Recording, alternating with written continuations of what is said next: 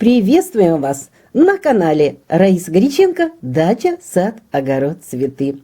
Прежде чем мы рассмотрим очень важную тему, немножечко опаздываю с ней, это тема агрогороскопа с 14 по 17 января 2022 года. Буквально несколько таких моментов важных. Это ваши мнения, предложения и вот чего они касаются. Одна из наших зрительниц написала: вот все время одно и то же, мне неинтересно, поэтому не хочется такое смотреть. Еще зритель написал: лучше печатайте все, что это вы пишете от руки. И вот несколько человек мне написали: пишите, пожалуйста, своей рукой, так как вы это делаете. Нам очень это нравится. Ваш почерк успокаивает и дает какой-то заряд энергии. Ну вот я задумалась над этим, и почему мне очень нравится писать, еще со школы мне нравилось выводить эти буковки, и начала изучать тоже эту тему, и буквально чуть-чуть, пару минут займу вашего внимания, потому что это тоже важно для вас. И тоже хочу вам сказать, что вот эти все наши буковки, которые выписаны в словах, это застывшая музыка, это застывший ритм, это пластика танца, это энергия Творца через наши руки. Почему это так? Этим занимаются очень многие и многие исследователи. Кстати, вот очень интересно, в 80-х годах крупнейшая японская компания, занимающаяся выпуском бытовой профессиональной электроники, начиная переходить к нанотехнологиям, провела во многих странах очень любопытный эксперимент. Они искали, какие методики можно использовать в данном регионе и в данной культуре для подготовки специалистов будущего в разных направлениях. И представляете, эта программа длилась 10 лет. И когда собрали данные всех вот этих экспериментов, организаторы вот этого эксперимента, японские ученые вот этих компаний, были потрясены. Всем требованиям в наибольшей мере отвечала каллиграфия. Поэтому компания рекомендовала ввести каллиграфию с 1 по 11 класс во всех школах и вузах, независимо от специализации образовательного учреждения. Чтобы сформировать вот те качества, необходимые будущим специалистам в области именно инновационных технологий, современных специалистов. Вот еще один интересный факт из современной японской жизни. Многие крупные фирмы Японии приглашают в обеденный перерыв учителей, которые занимаются с сотрудниками каллиграфией по полчаса в день. Удлиняет фирма на полчаса обед, и в этом обеде есть полчаса для того, чтобы заниматься на профессиональной основе с сотрудниками каллиграфии. Руководители компании считают, что это весьма, кстати, очень дорого платят этим преподавателям. Вот это недешевое занятие полезно не только для здоровья, но и для развития творческого потенциала специалистов. Еще буквально одно очень интересное исследование. Доцент Пекинского института графической коммуникации Юань Пу всю жизнь занимается этим исследованием, и он считает, что каллиграфические упражнения по своей сути напоминают гимнастику цигун, которая изменяет телосложение, двигает суставы. Этот процесс влияет на психическое и физическое здоровье, развивает тончайшие мышцы рук, стимулирует работу мозга и воображения. Процесс письма также восстанавливает дыхание. Ну и просто еще буквально один факт, очень интересный. Кто не знает Александра Сергеевича Пушкина, его прекрасное творение? Так вот, из истории его жизни. Он в свое время, во времена императорского царско-сельского лицея, то есть во время учебы в этом лицее, Александр Сергеевич Пушкин занимался каллиграфией в 18 часов в неделю.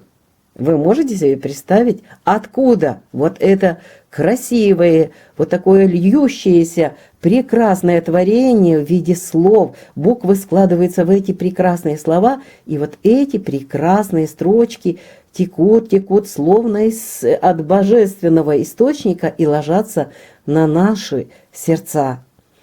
И думая, что все-таки правы те, кто мне написали, чтобы я писала именно своими, то, что я научена. У меня были прекрасные учителя, которые учили меня каллиграфии еще с 1 класса. Так вот, можно с помощью каллиграфии, занимайтесь, пожалуйста, вы, независимо от того, в каком вы возрасте, пишите свои дневники красивыми буковками, сама спешу, грешу этим, записывайте все красиво и закладывайте очень важную программу творения, потому что прежде чем заниматься какими-то науками, искусством, ремеслами, нашим детям, и учитесь с детьми, с внуками, нужно заниматься каллиграфией. Каллиграфия закладывает крепкий фундамент, основу, состоящую из 3 важных элементов. Это терпение, умение трудиться и волевой импульс. Ну а теперь мы с вами приступаем к агрогороскопу, который я записала, составила с помощью своего сердца, опыта, знания и с помощью рук, пальцев рук, которые передали эти энергии. А вот он и агрогороскоп с 14 по 18 января 2022 года. Время московское. Посмотрите, у нас пятницу 14. Это время уже растущей луны в знаке Близнецы. Ну, а здесь у нас очень важный один момент. Это возможность посевов семян тех культур, которым покровительствуют близнецы. А близнецы покровительствуют не очень многим культурам. В первую очередь покровительствуют цветам. Можно сеять. Но в это время, запомните, нельзя ни в коем случае поливать посевы. Заранее увлажняйте землю. Можно посеять семена земляники, клубники на рассаду, а также валерианы. Но если есть хорошая возможность держать тепло в теплице, можно и горошек в теплице посеять. С рассадой в близнецах ничего не делаем, ни в коем случае.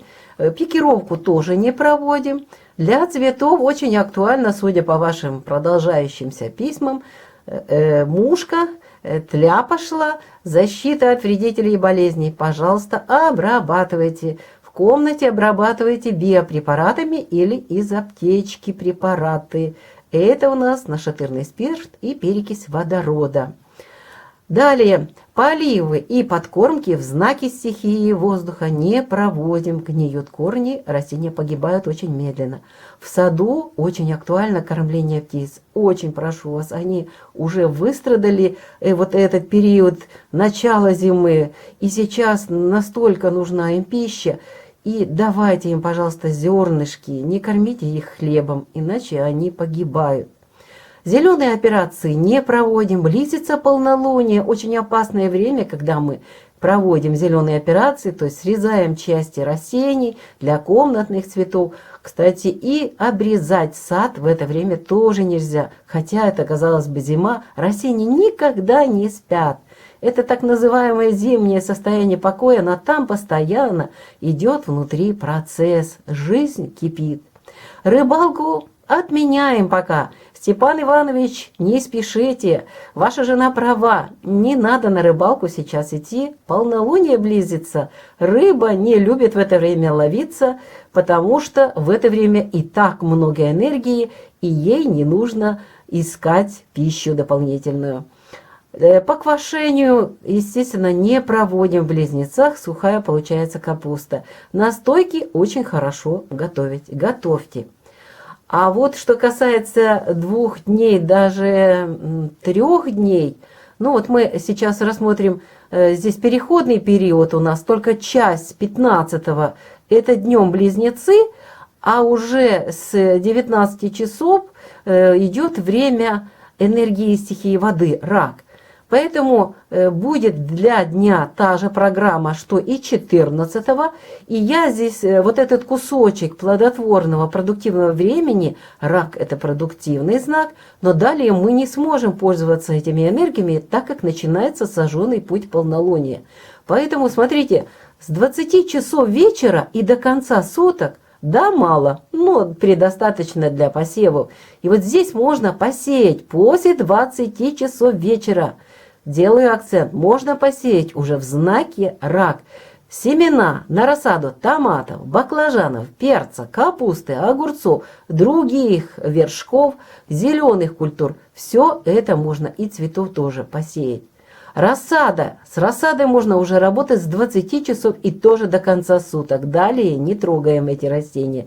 И пикировка нужна с 20 часов до 0 часов тоже проводим. Что касается цветов и комнатных цветов, здесь такая же ситуация. С 20 часов до конца суток сеем семена на рассаду различных цветов. И комнатные растения то же самое. Именно в раке вот это все можно использовать. Поливы не проводим до 19 часов, то есть до момента перехода Луны из знака стихии воздуха в знак стихии воды. После 19 поливаем. Подкормки пока не проводим до конца суток, они не имеют смысла. С одной стороны, здесь еще не устаканились энергии стихии воды. Во-вторых, это время полнолуния, а полнолуние и так достаточно энергии, и растение просто-напросто не сможет переработать вот эту энергию питательных веществ, которые вы обычно подкармливаете. Пропустите вот этот момент. В саду по-прежнему кормление птиц и никаких обрезок. Зеленые операции не проводим, ни днем, ни вечером, ни ночью. Рыбалка отменяется, квашение тоже не проводим, а вот настойки очень хорошие и качественные получаются в близнецах. Идем дальше. У нас впереди воскресенье и понедельник. Это у нас была суббота 15-го, 16-го, 17-го. Это чистые энергии знака стихии воды. Это знак рак. Воскресенье, понедельник, выходные. И выпадают они на сожженный путь полнолуния. Он начинается в 2 часа 49 минут ночи. И все. В это время никаких посевов вот эти 2 дня не проводим. С рассадой ничего не делаем. Пикировку тоже не делаем.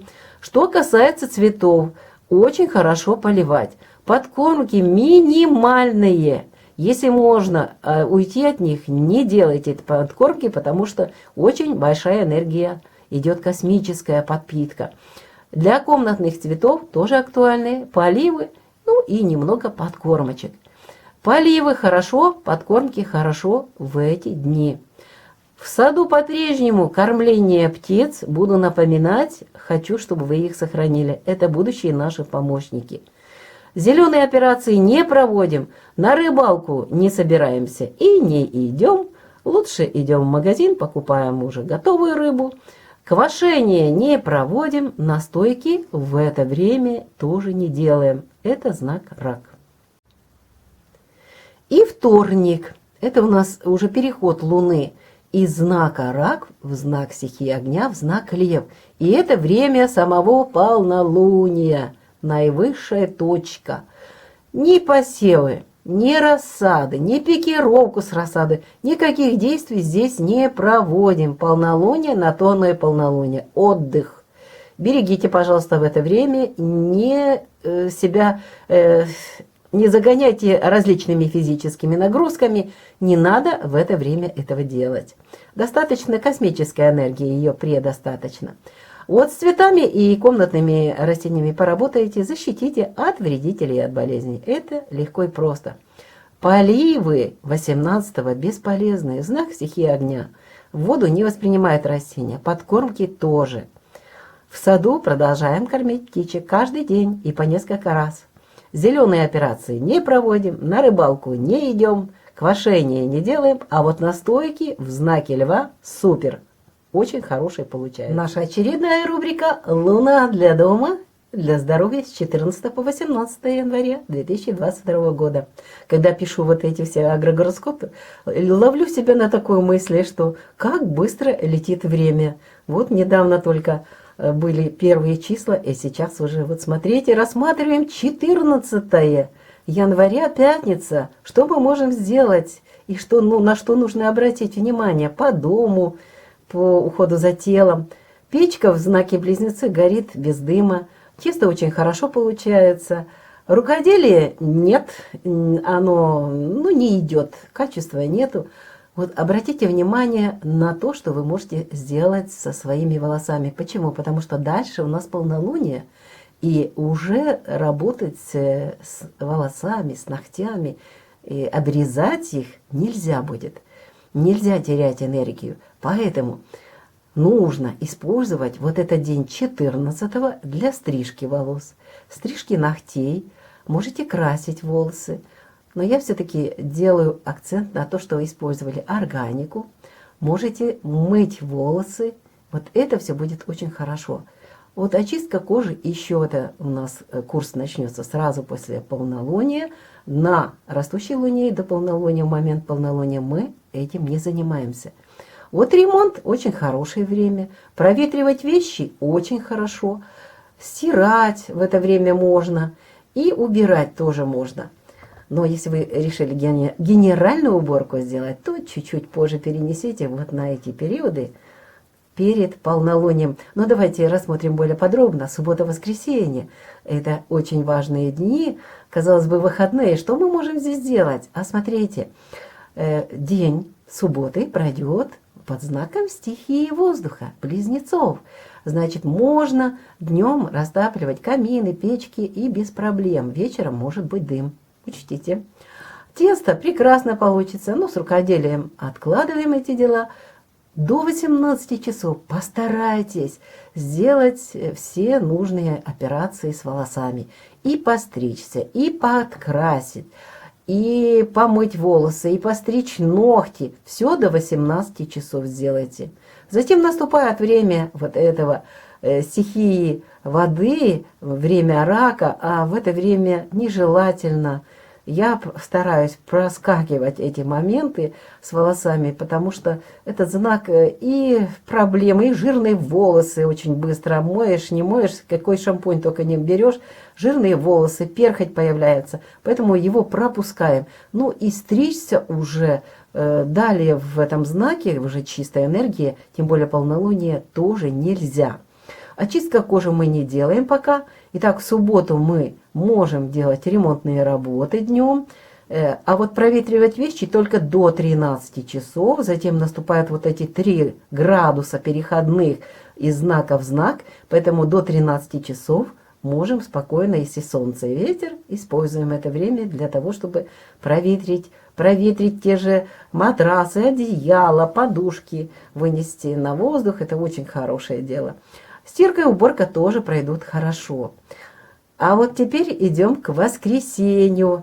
Здесь у нас и в воскресенье, и в понедельник одинаковые энергии. 16-17 следите, может быть дым, плохо горит в это время. Даже сухие дрова нужно по чуть-чуть начинать разжигать и потихонечку увеличивать огонь, чтобы не было дыма в доме. Тесто прекрасно получится, но помните, вот здесь вот интересный момент, знак стихии воды, и казалось бы, что здесь надо больше дать муки. Но здесь работает еще стихия полнолуния. И вот, следите, какое оно получается. Иногда даже не надо и добавлять муки. Вот такая интересная ситуация. Наблюдайте за этим. Что касается рукоделия, то, естественно, в этом знаке, в знаке рак, плохо получается, некачественно. И настроения в это время нет для того, чтобы творить. А теперь обращаю внимание на ваши волосы, на ваши ногти. Не стрижемся, не стрижем ногти, ни волосы, не красим волосы и не моем волосы. Пропускаем эти дни, не очень они хорошие. Вот я даже думаю, и нужно будет это время пропустить с мытьем волос и даже во вторник. Только ближе к вечеру, после обеда можно будет уже мыть волосы. А вот пока вот пропускаем это время.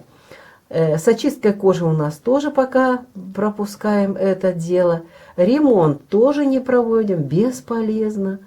И далее мы не проветриваем вещи, потому что будет очень влажные. Даже, казалось бы, солнце на улице, даже теплая страна, а вещи влажные, заносишь в дом, они влажные. Это вот период знака стихии воды.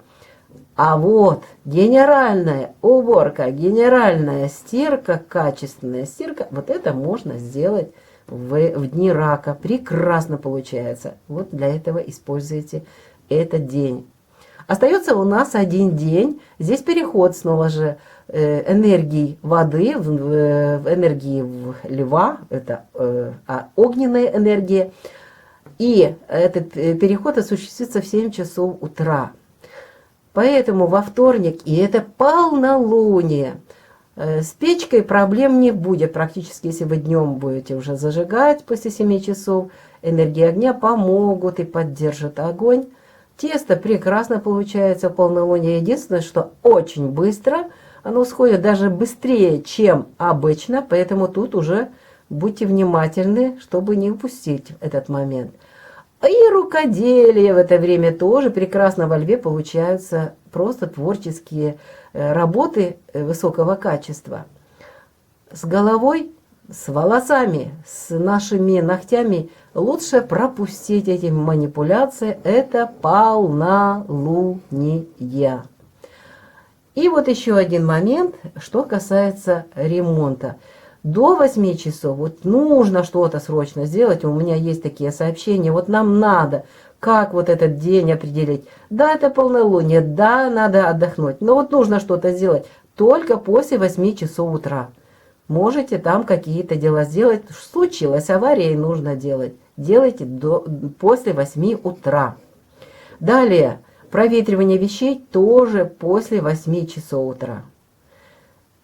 После 8 ремонт, после 8 и проветривание. А вот что касается стирки, уборки, качество этих работ будет плохое во льве. Ну, вот такой вот он лев, и еще усиливается энергия полнолунием, поэтому вторник более выходной, чем рабочий день. Луна для здоровья. В дни нахождения Луны в знаке Близнецы, а это у нас будет 14 и 15 января, в это время уязвимы будут легкие, плевра, бронхи, трахея, а также плечи, предплечья, кисти рук, запястья, локтевые суставы, вегетативная нервная и дыхательная системы. Будьте внимательны, берегите себя, поменьше находитесь на воздухе, не перетруждайтесь, потому что очень быстро можно простудиться и подхватить какой-нибудь грипп. В дни близнецов будьте внимательны с лекарствами, не принимайте незнакомые лекарства, проверяйте все. Ну и прием пищи нужно проводить небольшими порциями, но часто. В питании лучше всего продукты с большим содержанием фосфора и кальция. А это, естественно, бобы, фасоль, чечевица, зеленый горошек. Делайте салаты с этими бобовыми культурами.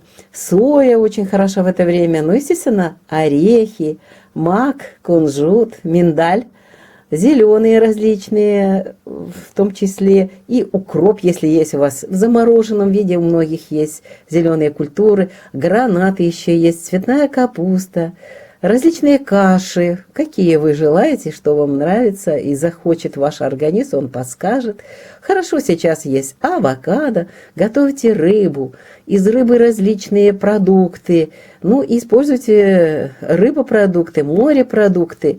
Из мяса можно использовать курицу, индейку, куропатку, но не жирные. 16, 17 и до обеда еще будут работать энергии стихии воды, энергия знака рак.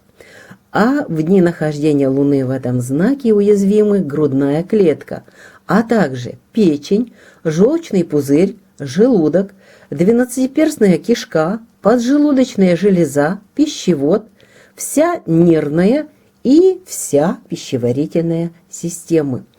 Но очень внимательно относитесь по-прежнему, как и в близнецах, к органам дыхания. Поэтому здесь в это время может быть обострение астмы, те же простуды, ларингит о себе обязательно даст знать, пневмония.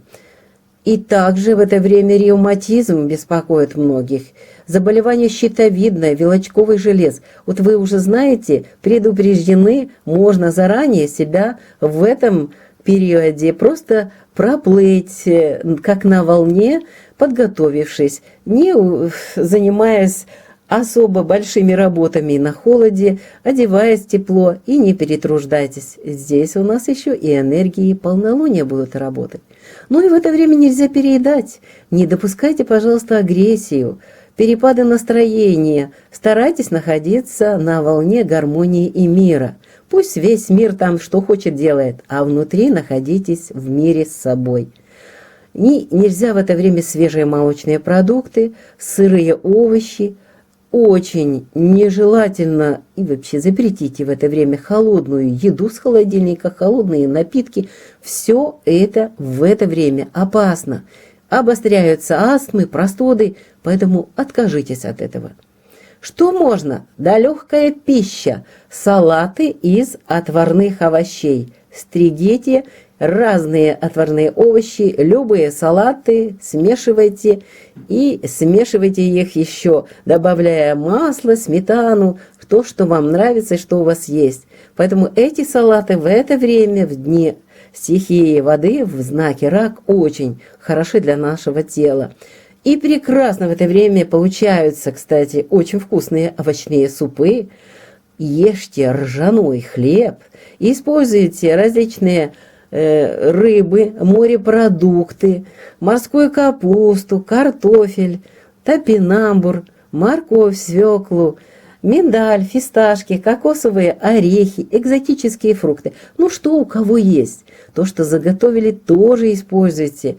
Фрукты, сушеные, вяленые, все это пойдет. Но вяленые в теплом воздухе, без дыма, это тоже очень хороший продукт в эти дни. А сейчас хочу остановиться особо на 18 января, потому что еще с утра будут до обеда энергии знака рак, и уже будут ощущаться энергии огненного льва. Поэтому и с одной стороны будут возможны и астмы, и простуды, ревматизм будет беспокоить, и в это же время будут другие проблемы с системой кровообращения, тем более это полнолуние. Прошу вас очень легко, тихо провести эти дни. Лучше пишите, записывайте, изучайте, читайте. И давайте отдых своим глазам и себе. Готовьте вкусную пищу. Но вернемся к здоровью. В дни как раз нахождения в знаке льва уязвимы сердце, в первую очередь сердце, аорта, артериальная система кровообращения, грудная клетка, ребра, позвоночник, вся сердечно-сосудистая система.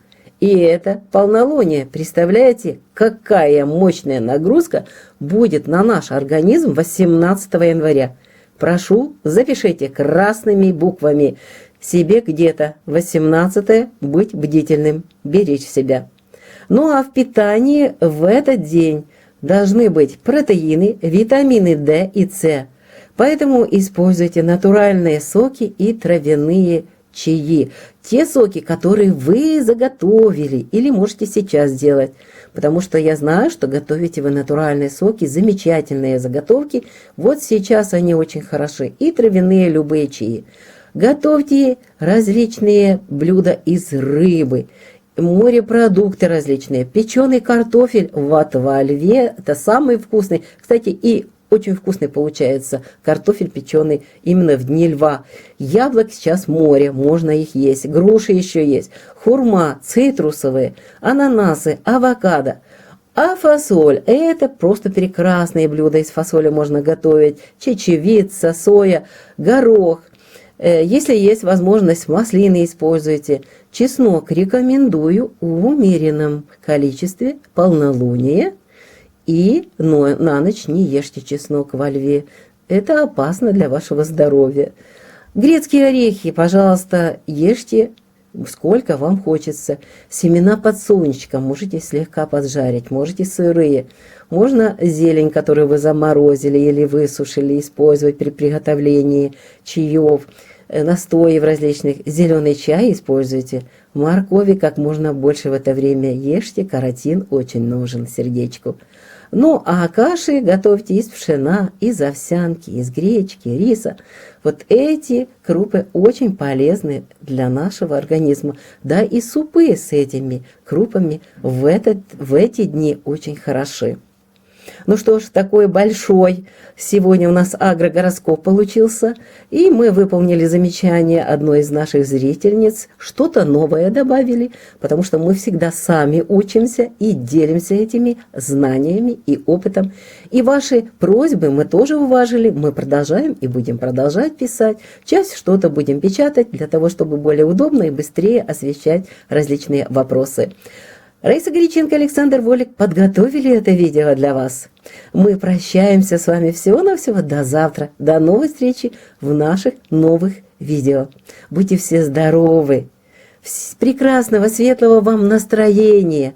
Хорошего прохождения вот этой энергетически сильной, полнолунной ситуации сейчас, космической ситуации, которая дается человечеству. Используйте ее во благо себя, во благо вашего здоровья. Находитесь в мире и в гармонии в себе, со своим миром внутренним и в мире с тем, кто вас окружает. Пока-пока!